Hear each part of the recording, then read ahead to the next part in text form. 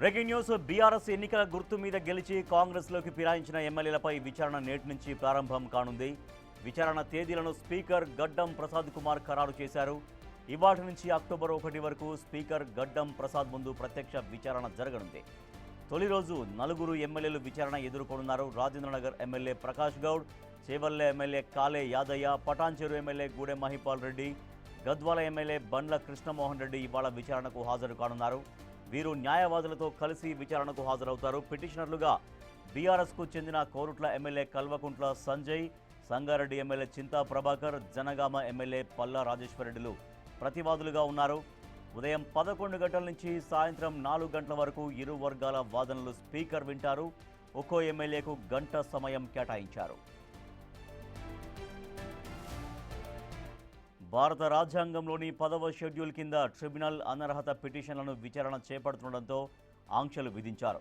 నేటి నుంచి అక్టోబర్ 6 వరకు ఆంక్షలు అమల్లో ఉంటాయని అసెంబ్లీ కార్యదర్శి నరసింహాచార్యులు తెలిపారు. శాసనసభ ప్రాంగణంలోకి సందర్శకుల్ని అనుమతించబోమని పేర్కొన్నారు. మీడియా సిబ్బందిని సైతం అసెంబ్లీ ప్రాంగణంలోకి ప్రవేశించడానికి అనుమతి లేదని వివరించారు. మీడియా పాయింట్ల వద్ద, శాసనసభ భవనాల ప్రాంగణంలో కూడా ప్రెస్ బ్రీఫింగ్లు కూడా అనుమతి ఉండదని చెప్పారు. మాజీ ఎంపీ, ఎమ్మెల్సీ, ఎమ్మెల్యేలకు సైతం శాసనసభ భవనాల ప్రాంగణంలోకి అనుమతి లేదని వెల్లడించారు. ఎమ్మెల్సీలు, ఎమ్మెల్యేలకు వారి వారి శాసనసభ పార్టీ కార్యాలయాల వరకు మాత్రమే అనుమతి ఉంటుందని తెలిపారు.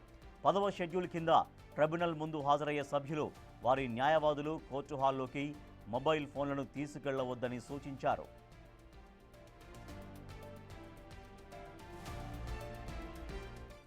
పార్టీ ఫిరాయింపుకు పాల్పడిన ఎమ్మెల్యేలు ఇవాటి నుంచి విచారణ ఎదుర్కోబోతున్నారు. స్పీకర్ గడ్డం ప్రసాద్ ముందు వాళ్ళు వివరణ ఇవ్వబోతున్నారు. ఇవాళ 4 ఎమ్మెల్యేలు విచారణ ఎదుర్కోబోతున్నారు. మా ప్రతినిధి హేమ మరింత సమాచారం అందిస్తారు.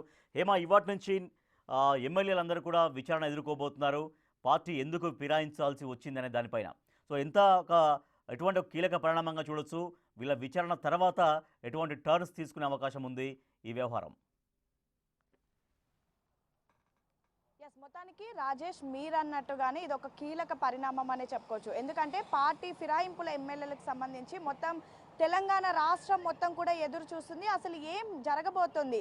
ఈ 10 మంది ఎమ్మెల్యేలు ఎలా, అంటే పార్టీలోనే కొనసాగుతారా, వీళ్ళు కాంగ్రెస్లో జాయిన్ అవుతారా, అఫీషియల్గా జాయిన్ అవుతారా, లేదా బీఆర్ఎస్ పార్టీలోనే ఉంటారా, లేదంటే బీఆర్ఎస్ బీజేపీ నేతలు చెప్తున్నట్టుగా ఆ 10 నియోజకవర్గాల్లో ఉప ఎన్నికలు వస్తాయా? ఇలా అనేక క్వశ్చన్స్కి మరికొద్ది రోజుల్లో ఆన్సర్ దొరకబోతుందని చెప్పుకోవచ్చు.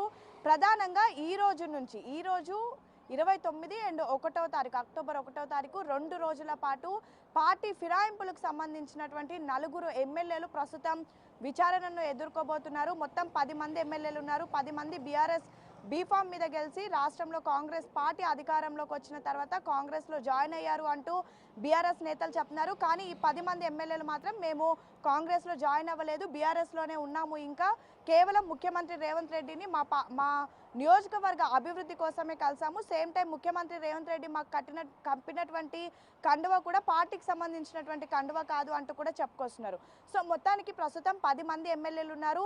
10 మందిలో 4కు ప్రస్తుతం విచారణకు అటు స్పీకర్ ఆదేశాలు జారీ చేశారు. ఆల్రెడీ తెలిసిన విషయమే, బీఆర్ఎస్ నేతలు హైకోర్టుని ఆశ్రయించారు. హైకోర్టు ఇచ్చినటువంటి తీర్పుని సవాల్ చేస్తూ సుప్రీంకోర్టుని ఆశ్రయిస్తే సుప్రీంకోర్టు ఒక గడువునిచ్చింది. ఆ గడువులోపై పార్టీ ఫిరాయింపులకు సంబంధించినటువంటి ఎమ్మెల్యేల అంశం క్లోజ్ చేయాలని స్పీకర్ భావించింది. ఇందులో భాగంగా మొన్న ఏదైతే దీనికి సంబంధించి విచారణకు సంబంధించినటువంటి షెడ్యూల్ని కూడా రిలీజ్ చేసినటువంటి పరిస్థితి. అయితే ఈరోజు మరి కాసేపట్లో అసెంబ్లీ వేదికగా ఎవరైతే ఫిరాయింపుల ఎమ్మెల్యేలు, అదేవిధంగా పిటిషన్ వేసినటువంటి ఎమ్మెల్యేలు, అంటే బీఆర్ఎస్ ఎమ్మెల్యేలు విచారణను ఎదుర్కోబోతున్నారు. ఇందులో భాగంగా ఉదయం 11 గంటల నుంచి 12 గంటల వరకు కల్వకుంట్ల సంజయ్ వర్సెస్ ప్రకాష్ గౌడ్ విచారణ ఉంటుంది.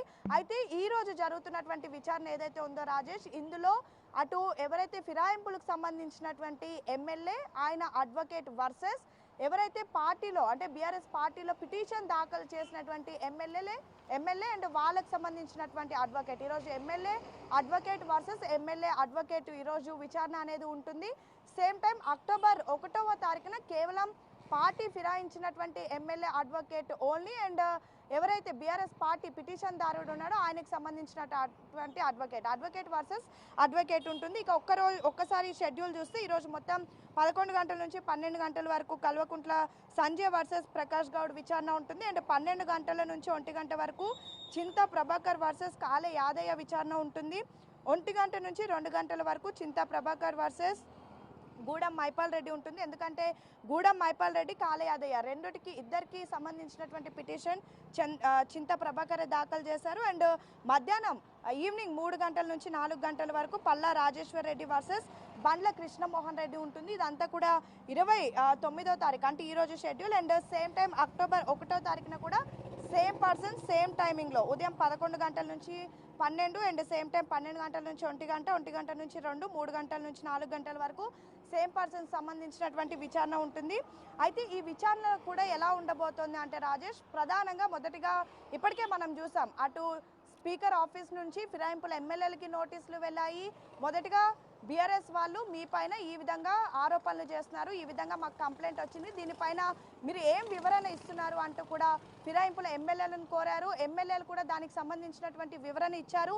వాళ్ళు వివరణ ఇచ్చిన తర్వాత ఆ వివరణ పైన రిప్లై ఇవ్వాలి అంటూ కూడా బీఆర్ఎస్ ఎమ్మెల్యేలను కోరితే మొన్న మనం చూసాము అసెంబ్లీకి వచ్చి స్పీకర్ లేనటువంటి సమయంలో ఎవరైతే సెక్రటరీకి ఇచ్చి వాళ్ళ వివరణ ఇచ్చి వెళ్ళారు. అయితే ప్రధానంగా ఈరోజు క్వశ్చనింగ్ అండ్ విచారణ క్రాస్ ఎగ్జామినేషన్ ఎలా ఉంటుందంటే మొదటిగా స్పీకర్ ఎవరైతే ఫిరాయింపుల ఎమ్మెల్యేలు ఉంటారో వాళ్ళని అడుగుతారు, మీరు బీఆర్ఎస్ బీఫామ్లో గెలిచి కాంగ్రెస్ పార్టీలో జాయిన్ అయ్యారంటూ బీఆర్ఎస్ ఎమ్మెల్యేలు ఆరోపణలు చేస్తున్నారు, దీనికి మీ దగ్గర ఉన్నటువంటి వివరణ ఏంటి అని అడిగినటువంటి సమయంలో వాళ్ళు మొదటి నుంచి ఏదైతే చెప్తున్నారో అంటే వాళ్ళ పార్టీ మారలేదని, ముఖ్యమంత్రి రేవంత్ రెడ్డిని కలిసింది కేవలం నియోజకవర్గ అభివృద్ధి కోసం అనండి, అండ్ సేమ్ టైం ఏదైతే వాళ్ళకు ముఖ్యమంత్రి రేవంత్ రెడ్డిని కలిసినటువంటి సమయంలో కండువా కప్పారో ఆ కండువా కూడా పార్టీకి సంబంధించినటువంటి కండువా కాదని వాళ్ళ వివరణ ఇస్తారు.